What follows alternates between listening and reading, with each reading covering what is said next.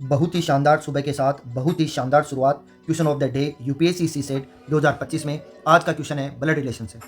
P Q और R का भाई है, एस आर की माँ है, टी पी का पिता है। निम्नलिखित में से कितने कथन है वो निश्चित रूप से क्या है, राइट है। तो हमें जो स्टेटमेंट दिए गए उनकी बात करेंगे कि निश्चित तौर पे कौन से स्टेटमेंट राइट है। सबसे पहले हमें दिया गया है कि पी क्यू और आर का क्या है, भाई है। यहाँ से हमने क्यू को लिखा, यहाँ से आर को, और पी क्या है, इन दोनों का क्या है, भाई है। और हमें पी का पता है कि पी एक मेल है। नेक्स्ट हमें दिया गया है कि एस आर की क्या है, माँ है। तो यहाँ एस की बात करते हैं तो एस क्या हो जाएगी, माँ, और किसकी, आर की। एस के जेंडर का भी हमें पता है। टी पी का क्या है, पिता है। यहाँ से टी क्या हो जाएगा, पिता हो जाएगा। टी के जेंडर का भी हमें पता है। यहाँ पे हमसे बोला है कि कौन सी स्टेटमेंट यहाँ पे राइट है।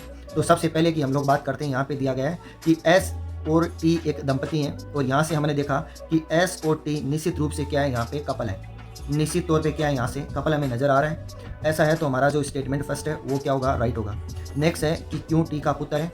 यहाँ से हम क्यों के बारे में नहीं कह सकते, क्योंकि क्यों के जेंडर का हमें नहीं पता कि वो मेल है कि फीमेल है। तो इसका मतलब हमारा सेकंड जो स्टेटमेंट है वो रॉन्ग होगा। थर्ड है कि टी क्यों का पिता है। हम टी की बात कर लेते हैं कि यहाँ तो टी रहा हमारे पास में, और ये क्यों का पिता है कि नहीं है।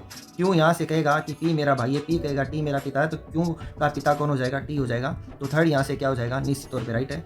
एस पी की माँ है, हमें पता है कि एस जो आर की माँ है और आर का भाई पी है, तो निश्चित तौर पे पी की माता कौन है, एस है। तो यहाँ से फोर्थ भी राइट होगा। फिफ्थ पे चलते हैं, आर टी की पुत्री है। यहाँ से हमें आर का नहीं पता कि वो मेल है कि फीमेल है, तो ये निश्चित तौर पे क्या होगा, रॉन्ग होगा। पी एस का पुत्र है। हम देखते हैं कि हमारे पास में पी तो यहाँ पे अवेलेबल है और एस हमारे पास में यहाँ अवेलेबल है। हमसे बोला है कि पी क्या एस का पुत्र है। हाँ, निश्चित तौर पे क्योंकि आर की माँ कौन है, एस है, तो ये पी की भी माँ होगी, और पी का हमें पता है कि वो एक मेल है, तो निश्चित तौर पे वो पुत्र ही होगा। तो यहाँ से हमारा जो लास्ट स्टेटमेंट 5 है, 6 है, वो भी क्या है, राइट है। तो हम देखते हैं कि ओवरऑल कितने स्टेटमेंट राइट हुए हैं यहाँ पे, 1 2 3 4। तो इसका आंसर हो जाएगा option C, only 4 statement is right.